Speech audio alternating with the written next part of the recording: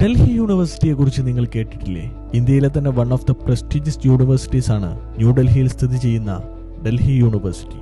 ഒരു നൂറ്റാണ്ടോളം പഴക്കമുള്ള യൂണിവേഴ്സിറ്റി ഉയർന്ന അക്കാദമിക നിലവാരം കൊണ്ടും വൈവിധ്യമാർന്ന ആർട്സ്, സയൻസ്, കൊമേഴ്സ് പ്രോഗ്രാമുകൾ കൊണ്ടും രാജ്യത്തെ അറിയപ്പെട്ട യൂണിവേഴ്സിറ്റി തന്നെയാണ് DU അഥവാ ഡൽഹി യൂണിവേഴ്സിറ്റി.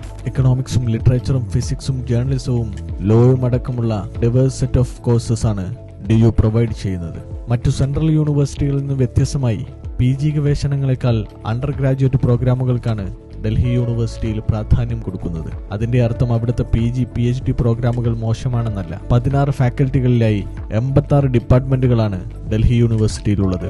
90-ന് മുകളിൽ കോളേജുകളാണ് രാജ്യ തലസ്ഥാനത്ത് യൂണിവേഴ്സിറ്റി കീഴിലുള്ളത്. Saint Stephen college, Hindu college, Miranda house, lady Shriram college തുടങ്ങി രാജ്യത്തെ പല ടോപ്പ് റാങ്കിംഗ് കോളേജുകളും ഡൽഹി യൂണിവേഴ്സിറ്റിക്ക് കീഴിലാണ്. ഈ അക്കാദമിക മികവിന് പുറമെ കൾച്ചറൽ, സ്പോർട്സ്, ഫെസ്റ്റുകൾ, സംവാദങ്ങൾ തുടങ്ങി പഠനത്തെ പുസ്തകങ്ങൾക്ക് പുറത്തേക്ക് എത്തിക്കുകയാണ് ഇവിടെ.